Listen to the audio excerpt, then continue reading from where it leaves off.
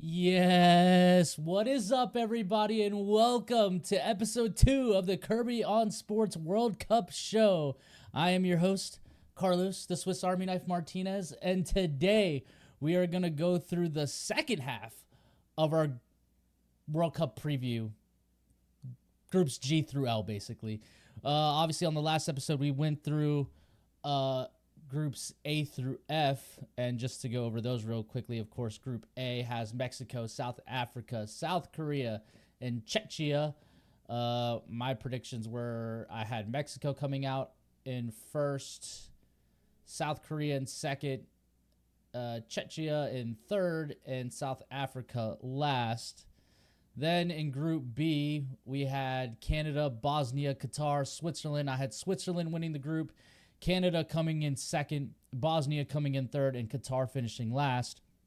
Group C has the 5-time World Cup champions Brazil, Morocco, the defending AFCON champions, even though we all know who the real AFCON champions are. It's not them. You have Haiti and Scotland. I had Brazil coming in first, Morocco in second, Scotland in third, and Haiti coming last. Then in Group D, the money group has USA, Paraguay, Australia, and Turkey. I had the United States coming out on top in this group. In first place, I had Turkey coming in second. I had Paraguay coming in third, and then, of course, I had Australia coming last. Now, I understand this one's a little more controversial just because, you could definitely say Turkey is a better team than the United States, but I'm a homer, so I'm going to pick the United States. Sue me. Group E, we have Germany, Curacao, Ivory Coast, and Ecuador. I have Germany coming in first. I believe it was. Let me actually pull up who I don't actually remember. Yeah, it was Germany in first, Ecuador in second, Ivory Coast in third, and Curacao in last place. And then finally, Group F, we had the Netherlands, Japan, Sweden, and Tunisia. I went with Netherlands coming in first, Sweden in second, Japan in third, and Tunisia in last place. So with all of that being said, that brings us to our lovely Group G. So let's just jump right into it because we got a lot to cover today. Because like I said, we got to cover Group G through L, and then we got to go through the knockout stages so I can give my final predictions on who I think is going to win the World Cup. And then tomorrow, or I guess if you're listening to it on Thursday, today, our first match kicks off, Mexico versus South Africa at 3 o'clock on Thursday. So let's go ahead and jump into it as we set everything up here. Give me 1 minute. There we go. All right, so Group G consists of Belgium, Egypt, Iran, and New Zealand. My predictions, I guess I'll just give them now. I have Belgium winning this group. They're just the stronger side out of any of these teams. I have Egypt coming in second. And then I have New Zealand. And then I have Iran coming in last place. Obviously, Iran is in a major disadvantage due to political stuff and everything. They're going to have to train in Mexico, fly in the day of the game, fly out as soon as the game is over, back into Mexico.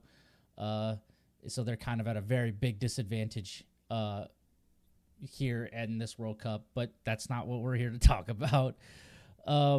So Belgium, they qualified through UEFA and entered the tournament as one of Europe's strongest side. Belgium is making their 15th World Cup appearance. The key player for them is Kevin De Bruyne. He's still the creative engine of the team and one of the best passers in world football. Obviously, he's a little older. And this golden generation for Belgium has really aged out from where they once were. Obviously, the 2014 World Cup and all that, they were one of the more exciting up-and-coming teams, and they just kind of never really lived up to the hype. So they're kind of at the tail end of that golden generation, but still a very strong side. And I think they're going to do very well in this World Cup. Their strengths are they have a deep squad, elite technical quality, tournament experience, multiple players competing at the highest club level. Concerns are, of course, they have an aging core, questions about whether this generation can finally make a deep run, and defensive consistency. Interesting fact, Belgium finished third in the 2018 World Cup, their best finish ever. So that's the deepest that they've ever gone in the World Cup. So they kind of lived up to the hype a little bit, but they never won it. They never reached the final, which is something that a lot of experts were saying that they could possibly do with the young talent pool that they had at the time. Obviously, my second place team is going to be Egypt. They qualified through CAF and they returned to the World Cup, looking to reach the knockout stage for the first time in their history. Of course, their key player is Mohamed Salah. He's Egypt's captain and biggest star, still capable of changing a match by himself. Obviously, he just finished his career at Liverpool. No idea where he's going next, but this is probably his last World Cup, I imagine. I don't think he'll be playing in 2030. Their strengths are they have a world-class attacking talent, strong counter-attacking style, experienced core, confidence entering the tournament. Concerns are the heavy reliance on Salah. He's just the guy, and it's like if you can shut Mo Salah down, like there's just not much they can really do. Their defensive depth, they are very light on the talent pool on defense. They need secondary goal scorers to step up, and that's true as well, because if Mo Salah can't get going, who's going to step up after him? Interesting fact, Egypt has appeared at multiple World Cups, but has never advanced beyond the group stage. So I have them officially moving on to the knockout rounds for the first time ever in their history. In third place, I have New Zealand, of course.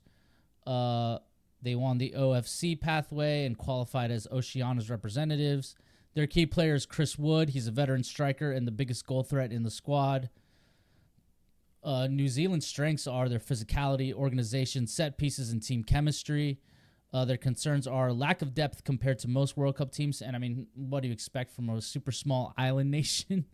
I mean, I don't know if New Zealand can be considered super small, but comparatively, the talent pool is just not going to be as rich as other nations.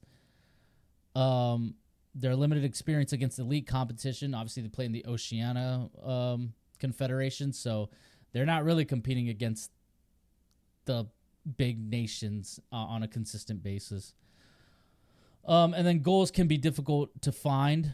Interesting fact, New Zealand remains unbeaten in World Cup finals matches, drawing all 3 games in 2010. So they've only been in the World Cup once in 2010, and they drew all 3 games. But I have them finishing in third place. And then, of course, like I said, Iran in last place. They qualified through the Asian Federation qualifying, and they entered the tournament as one of Asia's strongest nations. Mehdi I was practicing this. Torami, I can't say his name, is their key player. He's a clinical striker and focal point of Iran's attack. Their strengths are their defensive organization. We kind of saw it in the 2022 World Cup when we played them in the group stage. Yeah, they're very hard to break down. It took Christian Pulisic pretty much throwing his body at the ball and getting injured to get a goal against these guys in the 2022 World Cup. Their tactical discipline, they have a lot of experience, and they're difficult to break down. Case in point, like I said just a second ago, their concerns are their aging key players. They can struggle to create chances when trailing, and their limited attacking depth. Interesting fact, Iran has qualified for 4 of the last 5 World Cups, making them one of Asia's most consistent programs. But, of course, I have them finishing in last place for Group G. The best player in this group is definitely going to be Mo Salah, obviously. You can make the case for De Bruyne as well. But I think Mo Salah is the best player in this group. The dark horse is New Zealand. We'll see if they can finally... Actually, maybe I won't even. I'm taking that back. I don't think it's going to be New Zealand. I think the dark horse is actually going to be Iran, just because I could be completely wrong about like whether this like traveling from Mexico into the United States the day of the game and then immediately like I could be just like making too big of a deal for it, and these guys might come out motivated and just wanting to put on a show, and they could very well finish in second place. It's not out of the question, but I just think that given everything that's kind of against them, I just don't see them really getting many results here. They're especially not going to get a result against Belgium. Egypt is more of like on par with them, but I think Egypt edges them out. And then New Zealand, maybe they can get one over New Zealand. But yeah. So I think I'm going to put them at the dark horse. The most important match, I agree, is probably going to be Egypt versus Iran. And then the potential upset team is Iran, in my opinion, also. And then the team nobody wants to play is Belgium. Nobody wants to play Belgium. Belgium is really good. Obviously, they kicked, the U.S.'s, ass, a couple months ago and really embarrassed us. That's Group G for you. We can go ahead and do Group H here. So Group H is going to consist of Spain, Cape Verde, whatever, Saudi Arabia, and Uruguay. These are the teams that are going to be competing in Group H. I think it's Cape Verde. I think that's how you say it. Anyways, so my predictions for this group is I have Spain coming in first, Uruguay coming in second, Saudi Arabia coming in third, and Cabo Verde. Whatever, Cabo Verde. Cape Verde, Cabo Verde is the same thing. I have them coming in last. Gosh, that's really bad.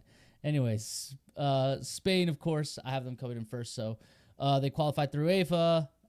They had a phenomenal qualifying stage. Obviously, the concerns with them right now are Lamine Yamal is still a little iffy on whether he's going to play the first game of the group stage. I actually think that he is out for the first 2 games of the group stage, and then he'll be available for the third game. So that could maybe put a little bit of a damper on Spain, but there's only one team that can really take over, like beat them and, overtake them from first place. So, like I mentioned, their key player is going to be Lamine Yamal. He's one of the brightest young stars in the world football. Jeez. He's dynamic, creative, and capable of changing games. Obviously, we've seen that with Barcelona. He got the touch of Messi when he was a baby, so that's why he's so good at such a young age. The strengths for Spain are their elite possession play, as they've always been, ever since 2010, pretty much, or ever since Pep Guardiola introduced that style to Barcelona, and then kind of it was adopted by the Spanish national team. They've just always been good at holding possession. Their technical quality, I'm sorry, throughout the squad, although there's not a single Real Madrid player, which makes me happy as a Barcelona fan because screw those guys. But they have a lot of great talent. Obviously, you have Pedri, you have Dani Olmo,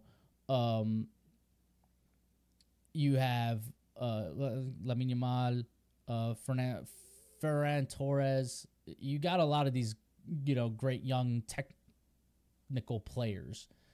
And they have strong depth. They are a deep team, a very deep team. And then they're comfortable controlling matches.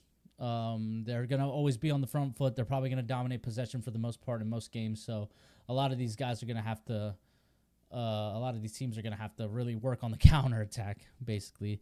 Concerns are they can dominate possession without finishing chances. That's also true. Occasionally vulnerable to counterattacks.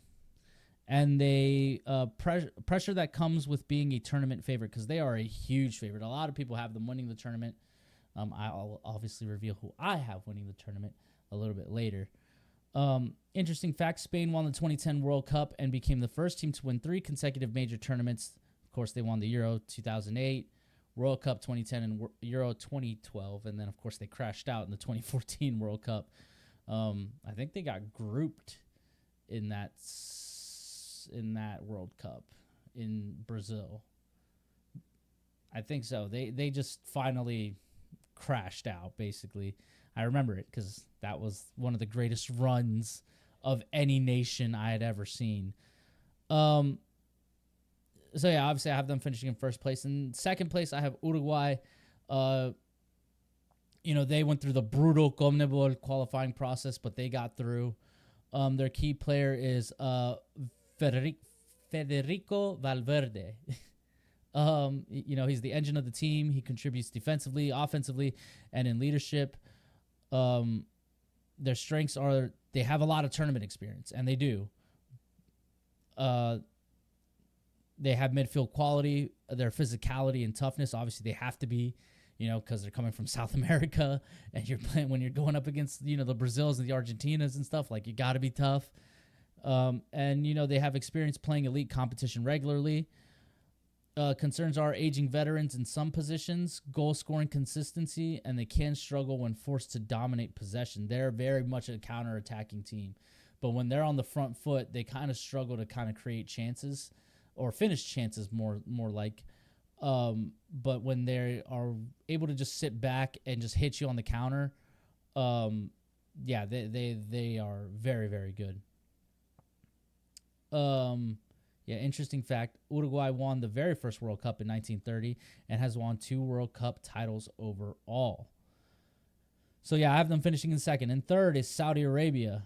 They went through the Asian Federation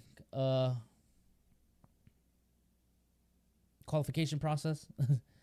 Their key player is Salim Al-Dawarsi. Dosari. God, I really got to work on my pronunciations here. Anyways, he's a national team legend and scorer on the famous winner against Argentina in 2022. Everybody remembers that game where Argentina were stunned in the group stage by Saudi Arabia. And he was the guy who scored the iconic goal. Their strengths are team chemistry, technical ability, strong organization, and plenty of experience playing together. Now, of course, they are going into this World Cup without the head coach that led them to that victory in 2022. He was on the staff, but then he got fired in, I believe it was March or April. They let him go.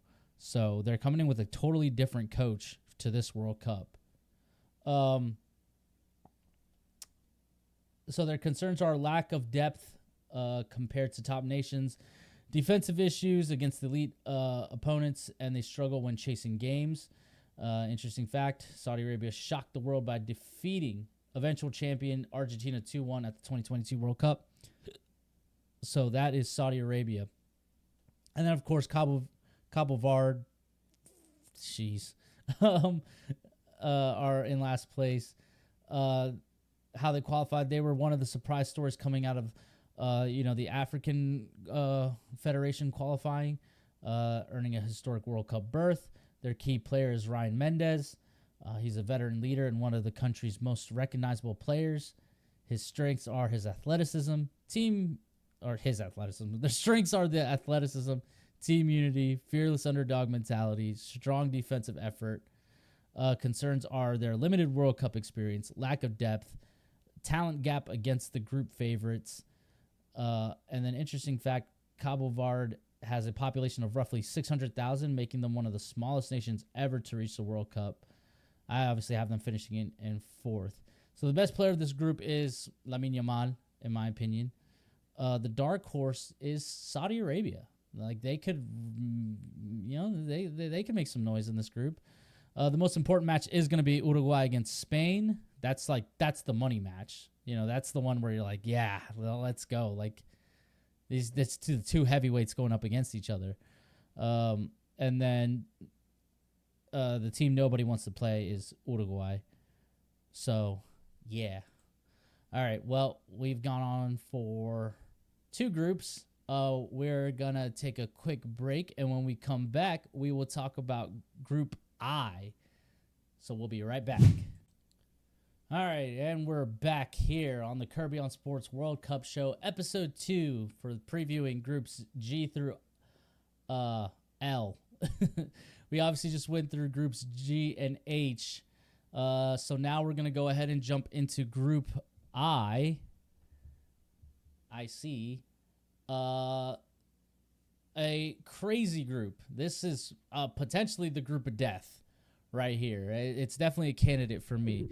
So Group I has France, the runners-up of the 2022 World Cup and the winners of the 2018 World Cup.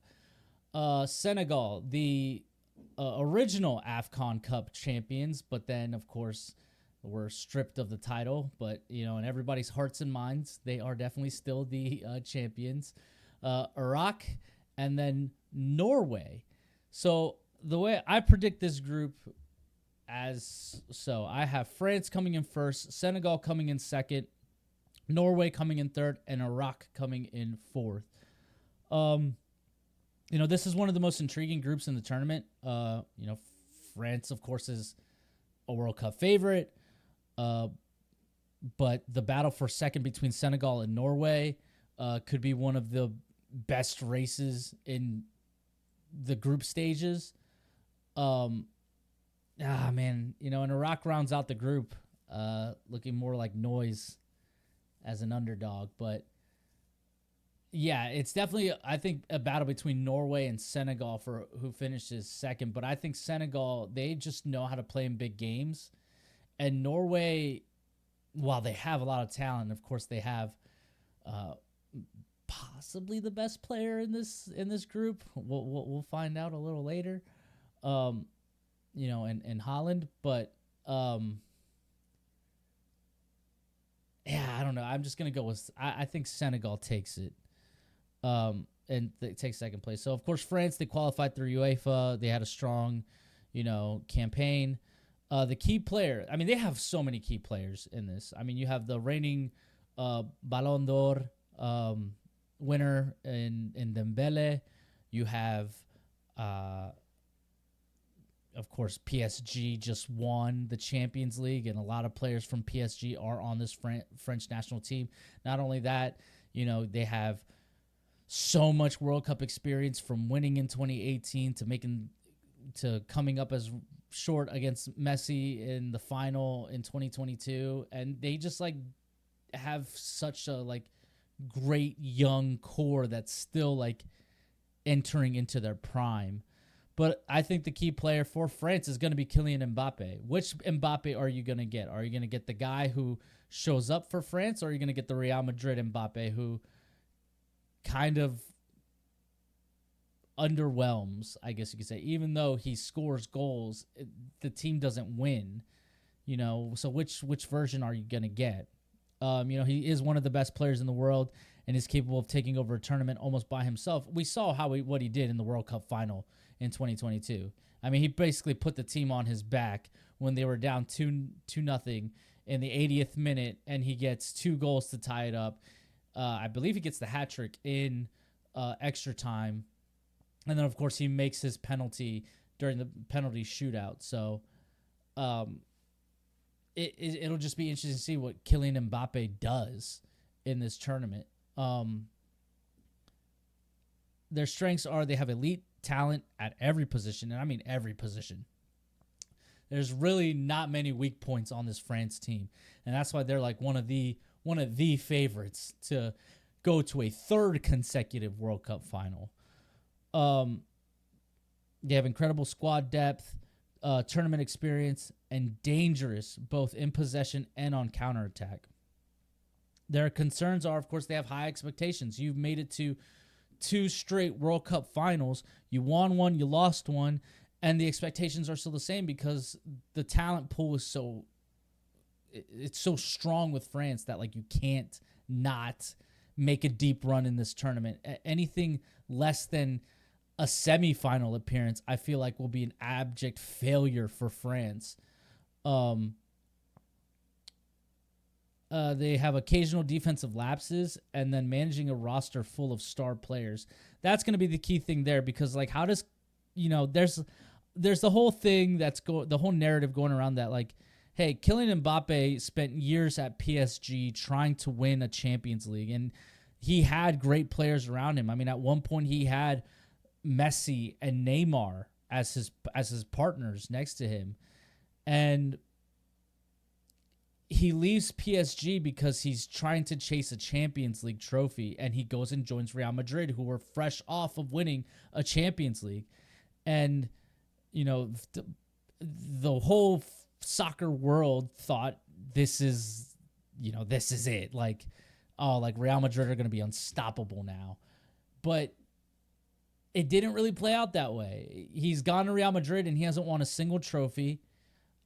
He has scored goals. Like, you can't deny him that, but he hasn't really lived up to, the hype that was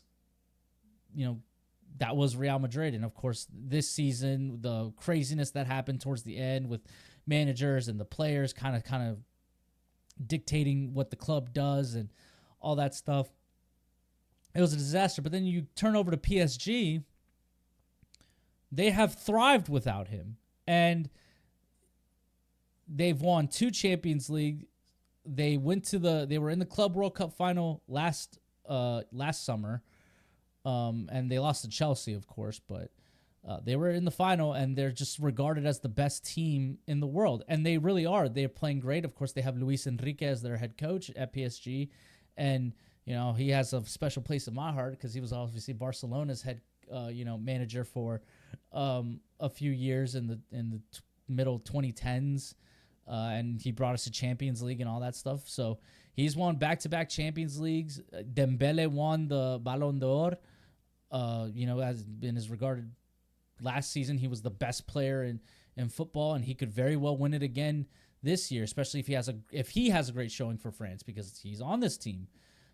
So it's just, how does Mbappe deal with that, knowing that, hey, like, a bunch of my teammates here on France were kind of teammates on PSG, a few of them were, and I left them to go chase a Champions League, and then what did they do? They went and won 2 in a row. It'll be interesting to see how Mbappe deals with that. I think he'll be fine. I think he understands that the World Cup is the goal, and he wants to chase that glory again. But there is that little thing. There's that little ego thing there. Like, can they get over their egos and all that? So that could be a weakness for this team. Interesting fact, France has reached 4 of the last 7 World Cup finals and won the tournament twice. Obviously, they won in 98 and then 2018. That is crazy because they reached the 2006 final, and then 98, 2018, 2022. Yeah, so that's 4 right there. So they're a deep team. So I have them finishing in first. I think that they'll be okay. They're gonna have it figured out. Obviously, I have Senegal finishing in second. They had a strong qualifying campaign, and then they continued to rise as one of Africa's top nations. Their key player, you would think, would be Sadio Mane, but it's actually Nicholas Jackson. He's one of Senegal's biggest attacking threats, and expected to lead the line. The strengths for Senegal are their athleticism, their physicality, their defensive organization, and their experience from recent major tournaments, obviously talking about the AFCON Cup and all that stuff, and that whole journey. Their concerns are they're replacing the influence of older veteran players from previous squads, their finishing consistency, and they can struggle to break down defensive teams.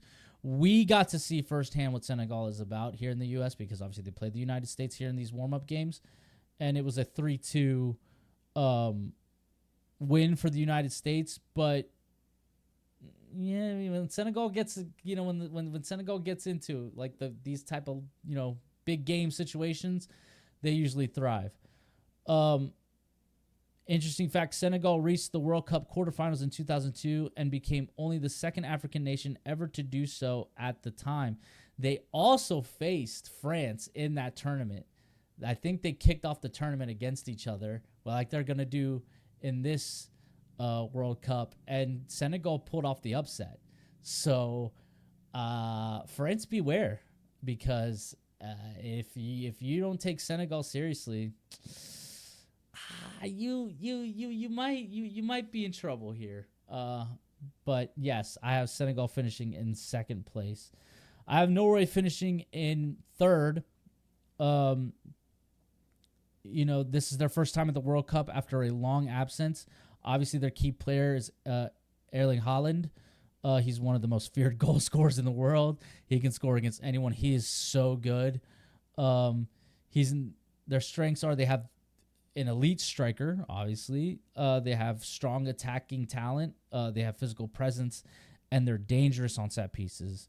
Their concerns are their reliance on Haaland, less tournament experience than France or Senegal, and their defensive consistency. This is Norway's first World Cup since 1998. So it has been 28 years, I think. So, 28 years since the last time they were in the World Cup. That's crazy. Yeah, that's crazy. But I have them finishing in third place. It's good that we're going to get Erling Haaland in the World Cup because, the top players need to be here. Like, it sucks that Lewandowski's not going to be in this World Cup because Poland didn't qualify. It sucks that we're not going to get a lot of the Italian players because they can't seem to qualify for a World Cup anymore after missing the last 3 World Cups. You would think, I'm just going off a little side tangent about Italy. I mean, you would think that you saw the U.S.'s reaction to not making the World Cup in 2018. You would think that after not making it in Italy not making it in 2018, not making it in 2022, that 2026 would be like that. Like, it's a reckoning. Like, they have to make it. It's the Italians we're talking about here. Like, and they just did not have that sense of urgency. But that's besides the point. Anyways, so Iraq, we come to last place, Iraq. They are coming back to the World Cup after an impressive qualifying campaign. Their strengths are their passion, their team unity, their strong support from fans, and their resilient mentality. They have very limited World Cup experience. Their depth compared to other teams is relatively light. And finishing chances consistently against stronger opponents, they really do struggle to find some goals. But that seems to be a common trend around the world. It feels like, I mean, the U.S. has that issue as well, like where it's like, hey, yeah, we can create chances, but we struggle to finish. Interesting fact, Iraq's only previous World Cup appearance came in 1986. So for them, it's been 40 years. Oh my God. It's been 40 years since the last time Iraq made the World Cup. Yeah, that's insane. But I have them coming in last place. Look, their goal was to make the World Cup. They made the World Cup. I don't think that they have the talent to really compete with France, Senegal, and Norway. So the best player in this group is Kylian Mbappe. The dark horse is Norway. The most important match is going to be Senegal versus Norway. I think Norway's the potential upset team, in my opinion. And then the team nobody wants to play is Senegal. Like, nobody just wants to play Senegal. They're so good. I know France is probably shaking in their boots right now because they're going to have to play them here to open the tournament. So, and like I said, we know how it went last time they played each other to start a tournament. Like, France completely just crashed out of that 2002 World Cup. It was not great. So that was Group I. Group I. So let's go ahead and move on to Group J. And of course, Group J has our defending champions, Argentina. Leo Messi coming back for what is probably, I mean, it's not even probably, this is definitely his last World Cup. And Argentina looking to repeat as World Cup champions. You have Algeria, who are making their first or who are making their return to the World Cup since 2014. Obviously, the United States had a legendary game against them in 2010. You have Austria, and then you also have Jordan. My predictions for this group are obviously Argentina's finishing in first place. Like they're just such a well-coached team, and you know, Messi may be much older than than last time, obviously, but he's still a very impactful player. He still has great production, and again, they're not really relying on him entirely to lead this team anymore. Argentina's done a great job of finding great young talent to kind of help Messi more so than, where Messi helps them more than they help Messi now, especially now that he's older and he's not as, great as he used to be. He's still great, but not like peak Lionel Messi. So yeah, I have Argentina finishing in first. I have Austria finishing in second, Algeria in third, and Jordan in last. So obviously this group features the world champs, one of Europe's fastest rising teams in Austria, a dangerous African side in Algeria, and then one of the great underdog stories, which is Jordan. Argentina, I mean, they are favored to win this group.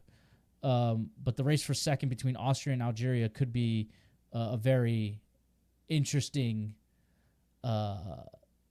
story for this group, is because I see them as equals really in this group more than I see Argentina, like they're in a class of their own. Then it's like Algeria, Austria, like they're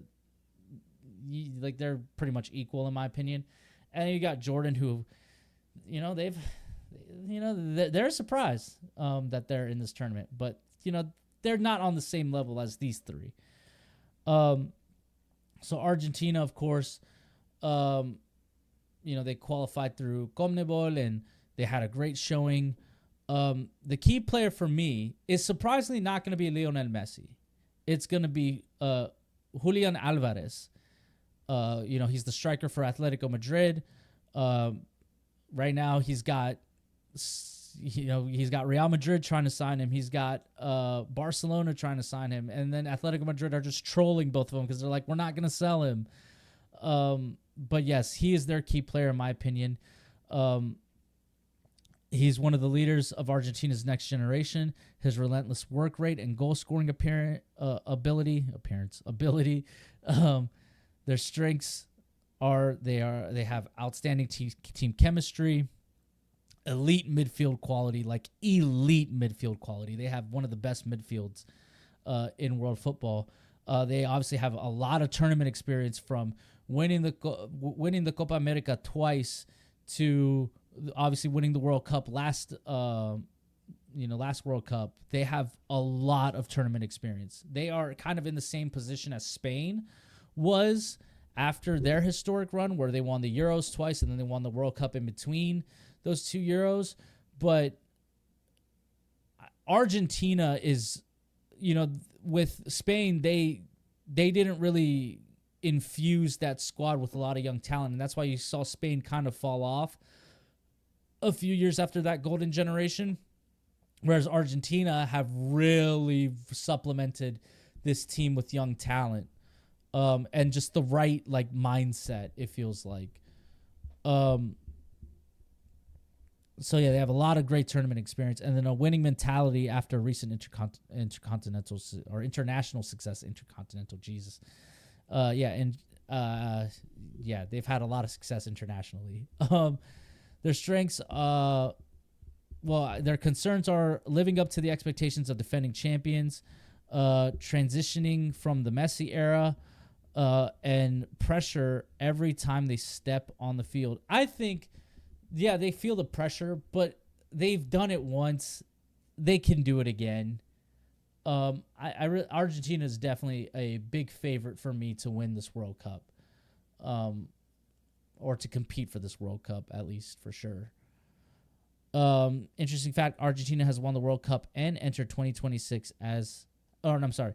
Argentina has won 3 World Cups and entered 2026 as the reigning champions. Of course, that was the best moment of the 2022 World Cup, was Messi finally getting his World Cup and getting that monkey off his back, and delivering, what was promised with him. And he is now up there with Maradona, and especially on the international scene. He's always been up there on the club level.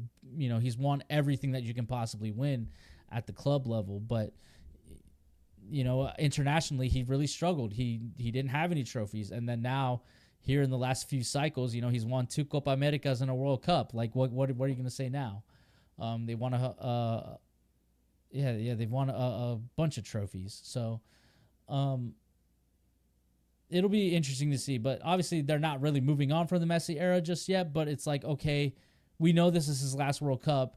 He's obviously a bit older than what he was. He can't be our focal point anymore. So that's why I have Julian Alvarez as the key player for them. So yeah, I have Argentina finishing in first. In second place, I have Austria. They qualified through the UEFA qualifying stuff, and they had one of their strongest qualification cycles in recent history. Their key player is Marcel Sabitzer,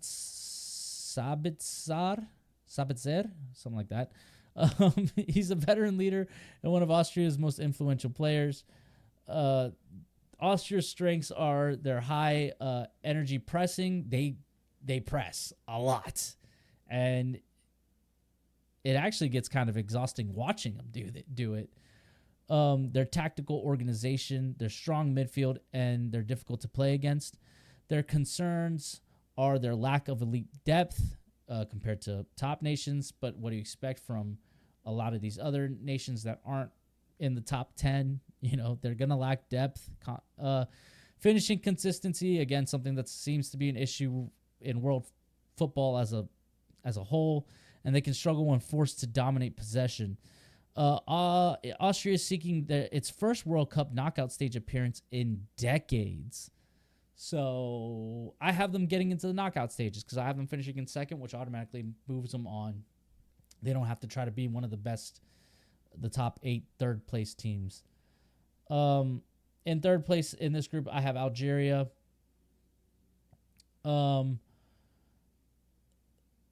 They had to navigate a difficult African qualification campaign, but they got through. Their strengths are their technical quality, their strong individual talent, dangerous in transition, and experience against top African competition. Concerns for Algeria are their defensive consistency. They can be vulnerable against disciplined opponents and small margin for error in a competitive game. So against an Argentina, they're going to really struggle here.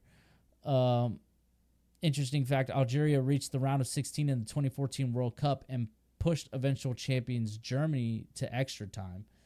And then that was the last time we've seen them in the World Cup. So I have them finishing in third. Are they going to be one of the top 8 third-place teams to move on to the knockout round? We shall see.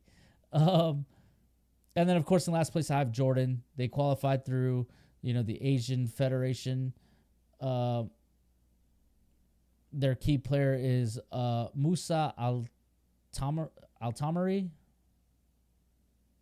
Yeah. He's Jordan's biggest star and most dangerous attacking player. The strengths for them are their team spirit, defensive commitment, confidence from recent international success, and nothing to lose mentality. The concerns are, of course, they have no World Cup experience, less depth, and then, of course, scoring goals against elite opposition. Jordan's qualification marked a historic milestone for the country's football program, but I believe this is about as far as they go. They get grouped. They might get a draw. I don't see them getting a win in all honesty. But the best player of this group is Leo Messi. We all know that. It'll always be Messi. So he is definitely the best player in this group. The dark horse of this group is Algeria, because they could definitely, throw this all on its head, and maybe they pull a Saudi Arabia and they actually pull off an upset against Argentina. Who knows? Most important match will be Austria versus Algeria. And I'll put Algeria as the potential upset team. And then the team nobody wants to play is Argentina. Nobody wants to play Argentina. Just because you don't want to face the world champs like that. So, all right. So that was groups.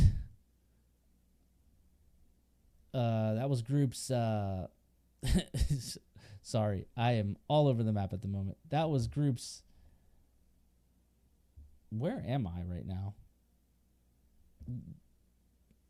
H and J. Jeez, I am all over the map at the moment. It's been a long day. I'm sorry, that was groups I through J, not H through J. Where's I? I can't even do my alphabet anymore. Jesus. Come on, Carlos. Let's get it together here. That was groups I through J. When we come back, we're going to go through the final two groups, K and L, and then we will go ahead and go through the knockout stages, and I will give my predictions on who is going to take home the 2026 FIFA World Cup. We'll be right back.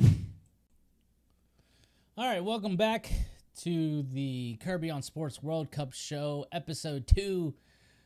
We've gone through 4 groups. We have 2 groups left. So let's jump into Group K, shall we? So Group K will have Portugal, DR Congo, Uzbekistan, and Colombia. My predictions for this group are obviously Portugal are going to finish in first. They are a heavy favorite to win the World Cup.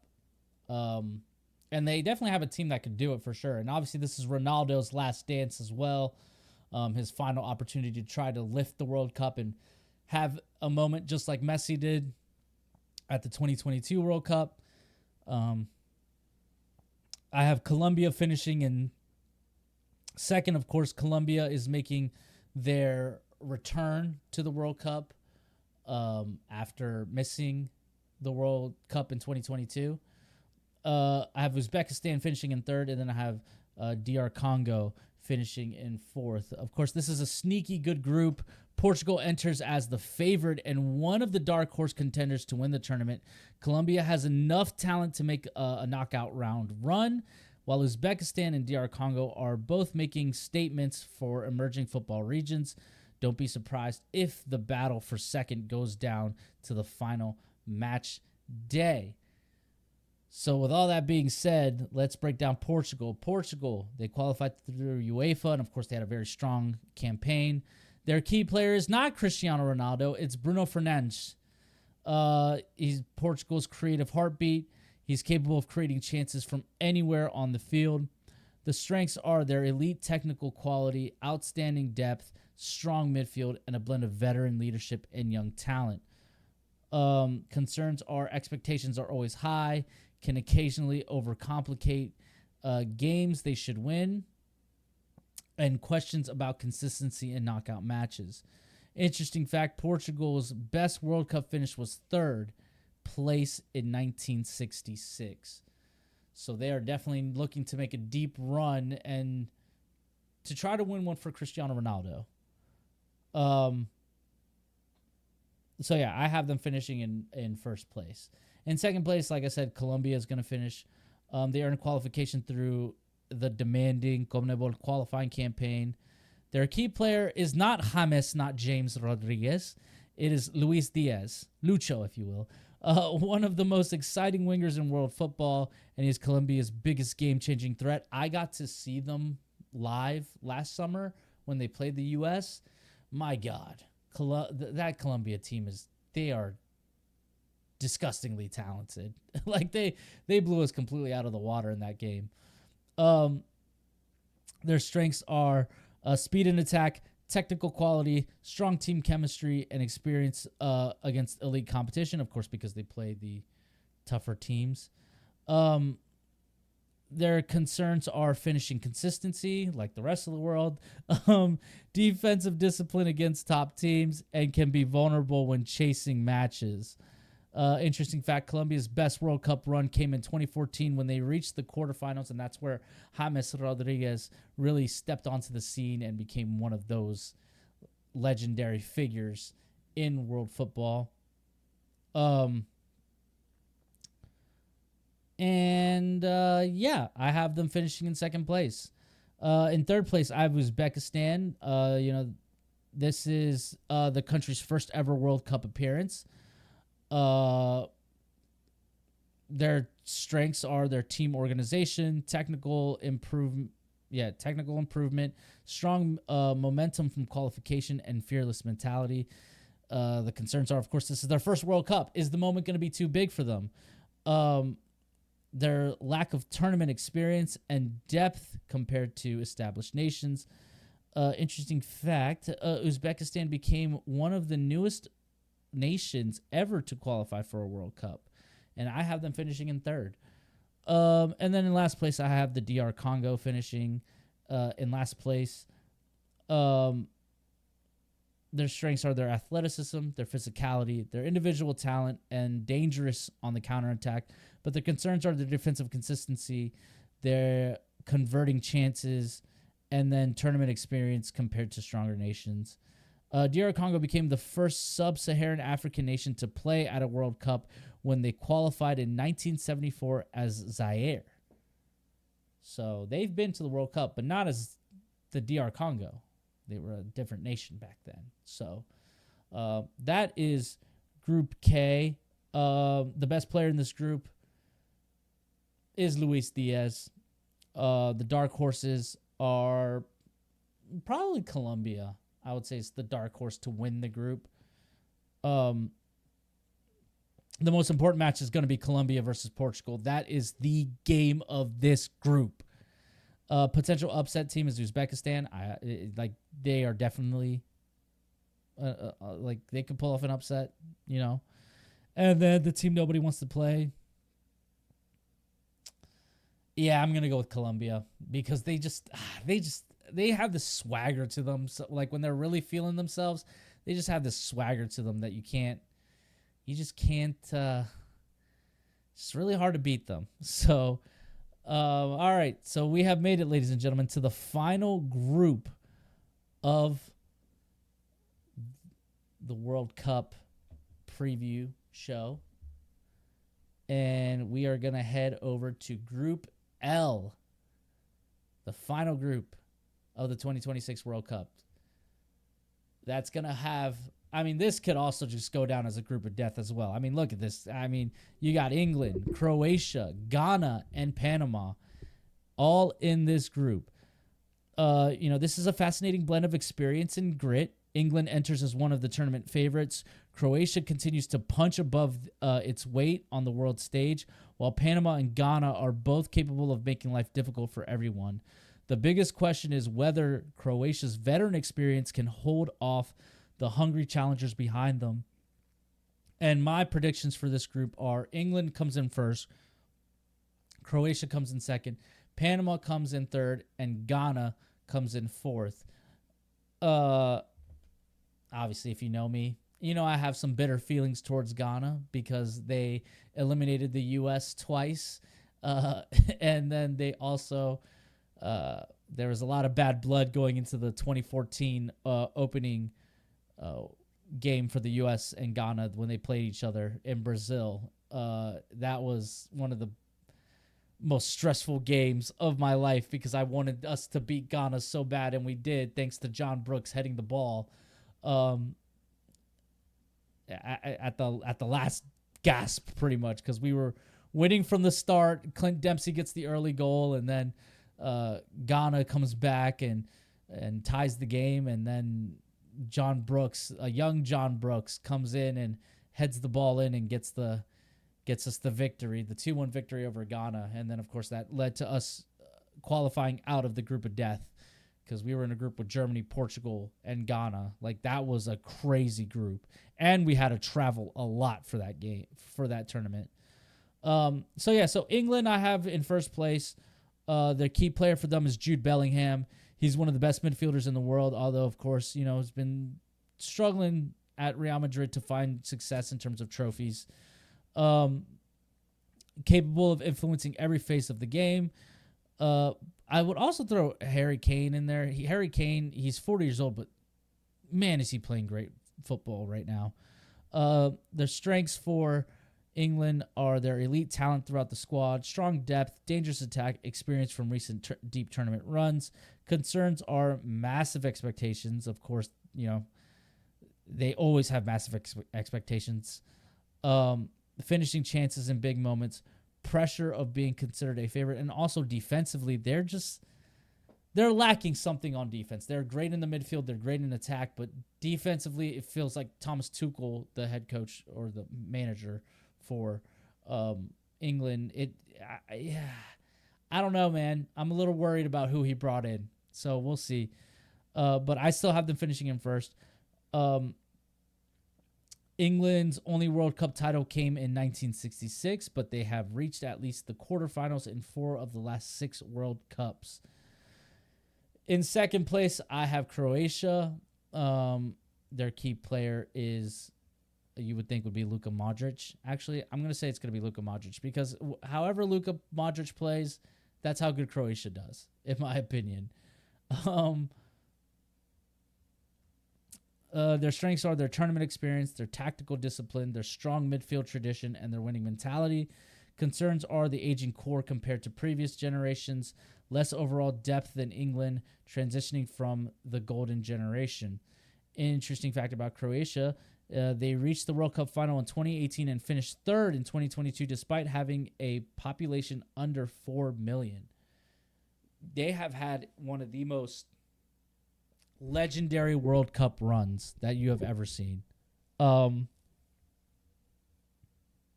They're just a gritty team, man. Like, they just are. They're just gritty and tough. Excuse me. And it's really hard to bet against them sometimes. But they, like I was saying, is they're aging. This is going to be Luka Modric's last World Cup. This is probably going to be his last games as, the Croatian captain. This could be their last ride, in all honesty. So there's that. So in third place, I had Panama. They advanced through CONCACAF, and earned another World Cup appearance. This is our first CONCACAF, no, that's not true. We had Curacao. Yeah, never mind. But this is the first, one of the bigger CONCACAF nations. Because Panama, there was a time where it was like Panama, Costa Rica, and it was just like, whoa. But, they didn't really do the best job. But, hey, Panama is back in. That's all that matters. So Panama's strengths are their physicality, their team unity, their work rate, and their experience in difficult CONCACAF qualifying matches. Of course, it is very hard to qualify through there, especially because they didn't have to go up against Mexico, United States, and Canada, but they still had to go play in the rougher, nations of CONCACAF where, you have some questionable fields that the U.S. knows all too well about. The concerns are their limited attacking depth, can struggle to create chances against top teams, and their small margin for error. This is Panama's first World Cup appearance since 2018. So this is a big feat for them to be back. And then, of course, in last place, I have Ghana, the Black Stars. They qualified through the African Federation's brutal qualifying campaign. Their key players, Mohamed Kudus. He's a dynamic attacker capable of creating and scoring goals. Their strengths are their athleticism, individual talent, counter-attacking ability, and physical style of play. Their concerns are defensive consistency, turning possession into goals, can be vulnerable against organized teams. Ghana came within one penalty of becoming Africa's first World Cup semifinalist in 2010, and they had the whole nation behind them. Of course, that was the penalty shootout against Uruguay after they eliminated the U.S. in the round of 16. They were very close that year. And they were that. I mean, everybody looks at the 2010 World Cup so fondly because it was a lot of people's real World Cup where they actually remembered. It's definitely mine. But yeah, Ghana, they are going to come in last place in Group L. So that's it, ladies and gentlemen. That was all the groups, right there. So we're going to take another quick break, and when we come back, we will go through the knockout stages. I'm going to tell you who I think are going to be the best 8 teams, or the best 8 third-place teams is better what I should say. And then we are going to go through every round, through every game, and I'm going to pick out who I think is going to win the World Cup. So we'll be right back. All right, we are back. And now, we're back here on the Kirby on Sports World Cup Show, Episode 2. We have just finished all the groups from G to L. Now we're going to get into the knockout stages. I don't have a graphic made for this one, but what I do have is a list of who I think are going to be the 8 best third-place teams. I have it being Japan, the Ivory Coast, Scotland, Bosnia, Norway, Panama, Paraguay, and Saudi Arabia are going, in my opinion, would be the 8 best third-place teams. Obviously, that's going to all come down to a different type of system, but when you're picking these teams out and you're not actually giving scores and stuff like that, this is how it goes. So, with all that being said, we pull this up. We're going to be using the FIFA website to kind of go through all these games, go through all the knockout round games and stuff like that. So if everything goes the way I think, the way I predicted, the first match of the knockout stage on Monday, June 29th from Boston Stadium, aka Gillette Stadium, would be Germany versus Paraguay. We're definitely taking Germany there. On Tuesday, June 30th, it would be France versus Japan from MetLife. I'm not going to say this because I think this is dumb. We all know what these stadiums are actually called. But yeah, I'm going to go with France beating Japan. So then in the round of 16, you're going to get a Germany versus France right off the bat on 4th of July in Philadelphia. What a treat for all those. Of course, it would be better if the United States was playing, but there's really no way to get them to play on that day. From SoFi Stadium on Sunday, June 28th, so before actually this one. So this would actually maybe be the first one. I don't know. Anyways, you have South Korea against Canada. I would have Canada be winning this game against South Korea. And then, of course, then they would be playing on 4th of July. Live from Monterrey, you would have Netherlands against Morocco. I would pick the Netherlands. There in Toronto, you would have Colombia against Croatia. I think Colombia wins this one, if memory should. Yes, Colombia would win this one. The Croatia crashes out in the round of 32 after back-to-back great runs in the tournament. They unfortunately run. The clock strikes midnight basically for them. Also from SoFi, Spain versus Austria. I would put Spain, obviously. Here we go. Live from Levi Stadium in San Francisco. The United States would play Bosnia, and I'm picking the U.S., baby. And then from Seattle, Lumen Field, it would be Belgium against Saudi Arabia. Give me Belgium. Live from NRG Stadium, you got Brazil against Sweden. Give me Brazil. From AT&T Stadium in Dallas, you're going to have Ecuador against Senegal. I believe I went with Senegal. Yes, I picked Senegal for that one. Obviously this one, Mexico against Scotland in the Estadio Azteca. I mean, you got to take Mexico. And then from Mercedes-Benz Stadium, England against Norway. Great matchup, but England takes that one. Miami, I mean, this would be just a heavy Messi crowd. Messi coming back to Miami to play for Argentina against Uruguay. It's obviously they know each other very well. It's a CONMEBOL matchup. But I take Argentina here. I take Turkey over Egypt. Correct? Is that who I picked? Yes. And then of course I take Switzerland over the Ivory Coast. And then Portugal would beat Panama in Kansas City. So then we come back up. Round of 16. This is where the matchups get interesting. I mean, the matchups get super interesting starting in the round of 16 now. So obviously you have this big heavy hitter, Germany versus France. But I think France takes it. Germany just... They're missing some. They're not as talented as they used to be. And...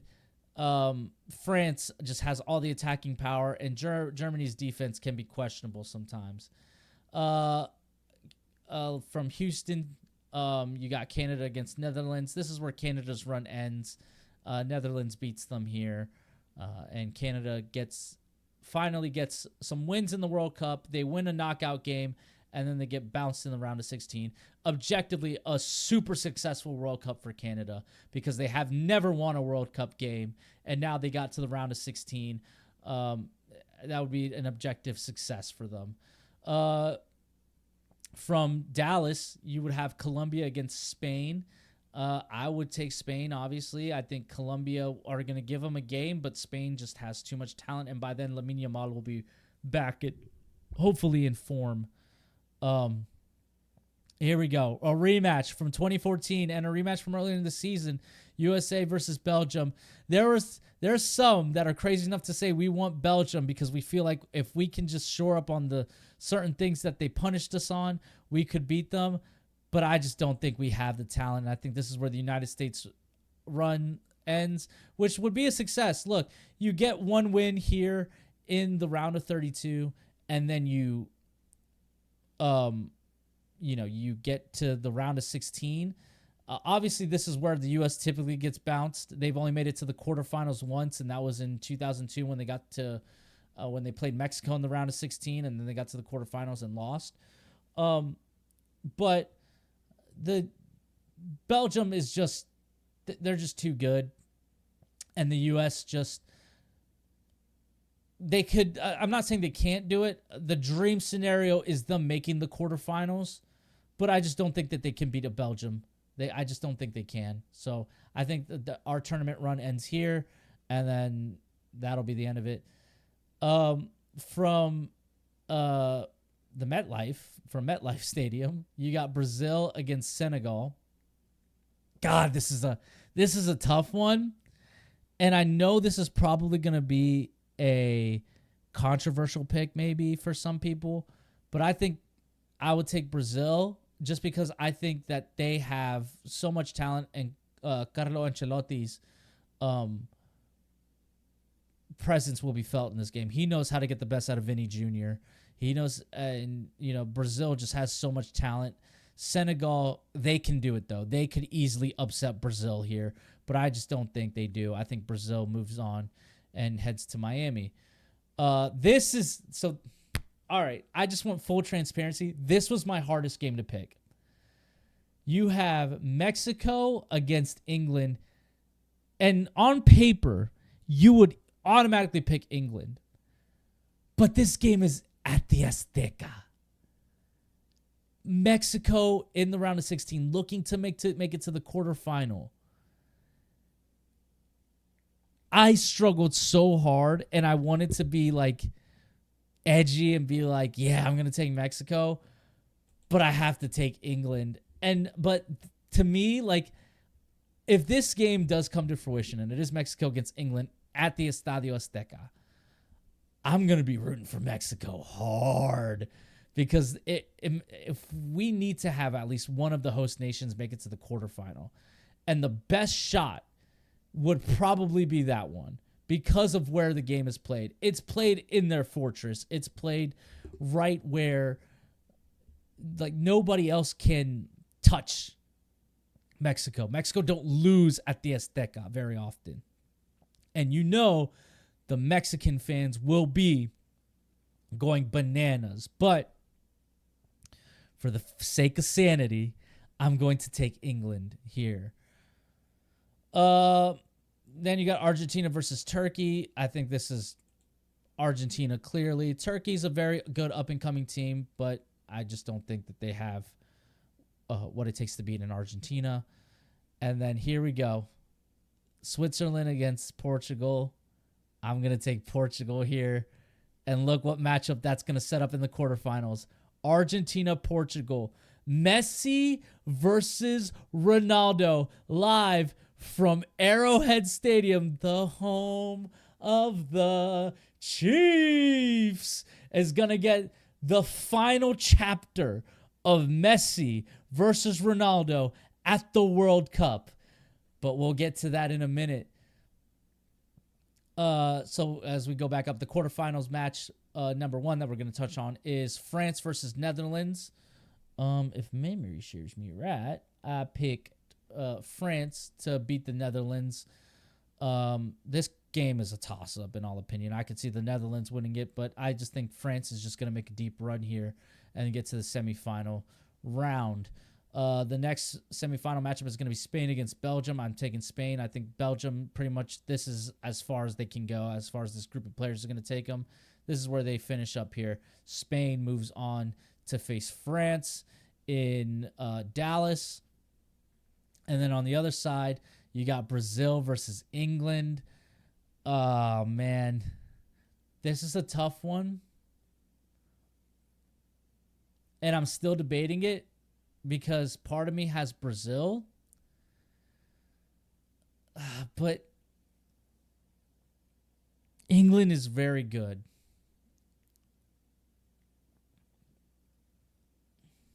And Brazil can be kind of toxic, I guess you could say. They can definitely, I mean, I don't know. We'll see how if Neymar's able to keep these guys in line and stuff. But I'm going to go Brazil over England. And then here, Argentina versus Portugal. Give Messi the win. I just think that they have so much more experience. This would be just an absolute slobber knocker of a game.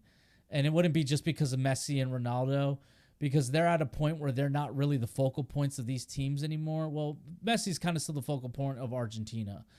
Ronaldo, not so much on Portugal. But Portugal also has a lot of great players on that squad that can easily match up with Argentina's team. But I'm just going to give it to Argentina because I think they're just going to do it. So that would set up a crazy semifinal round where you have France versus Spain, and then you have Brazil, Argentina, arguably the biggest rivalry in soccer, Brazil, Argentina, at least internationally. So yeah, I would have Spain beat France. I think France finishes in the semifinal. And then I would have Argentina beat Brazil. So that would set up the third place game, which isn't going to be on here. The third place game would be France versus Brazil. I would take France over Brazil. I think after a loss to Argentina, it's going to be such an emotional loss that they're just going to be kind of out of it. So then that puts us to the final, the 2026 World Cup final in MetLife Stadium. Spain wins their second World Cup in 16 years because they won their first one in 2010. Now they're going to win their second one here in 2026. This is how I believe that the tournament will go. It's kind of hard to see it on here now that I look at this. Hold on. I can't really move it over.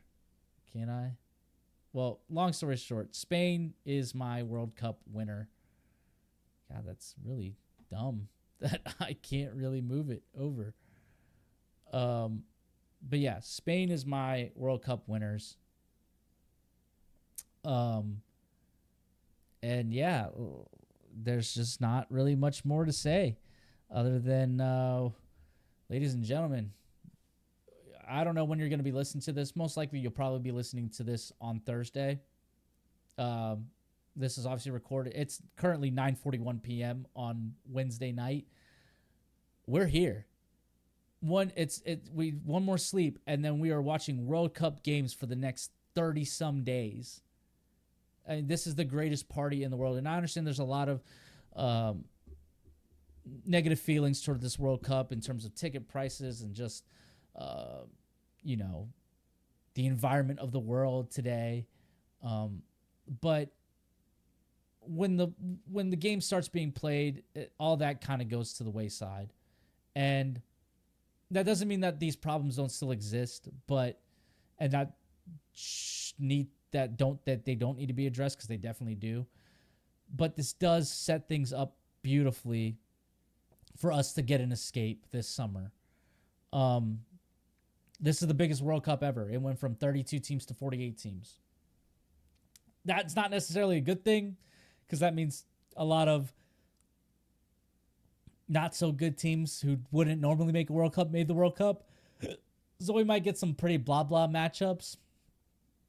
But when we get those big heavy hitter rounds, like in the finals or like in the knockout rounds, I mean, it's gonna be special. And hopefully, nothing terrible happens. Hopefully the hype and anticipation for this World Cup gets better. Hopefully ticket prices come down while the tournament is actually being played, so that people can actually go and see these games. But we're here, ladies and gentlemen. We wait 4 years for this tournament, and every time it comes around, it's always special. And I just gotta say, like, I'm super excited for it. So, with all that being said, I'm Carlos Martinez, and I will see you guys on Friday after the U.S. versus Paraguay. We're going to go live after the game for a post-game show. Join me on YouTube. I'll be live. Join me in the chat. Give me your thoughts on how you felt the game went. And, we'll chat about it. We'll see how the U.S. does. Obviously, I'm super excited. And then I will see you guys on the World Cup show. I will see you guys again on Sunday, where we'll go over the first few match days, talk about the opening game, the opening games thus far, and then some of the games that are being played that day, and then some of the upcoming games, and then we'll go from there. So with all that being said, ladies and gentlemen, thank you for joining me, and I will see you guys next time.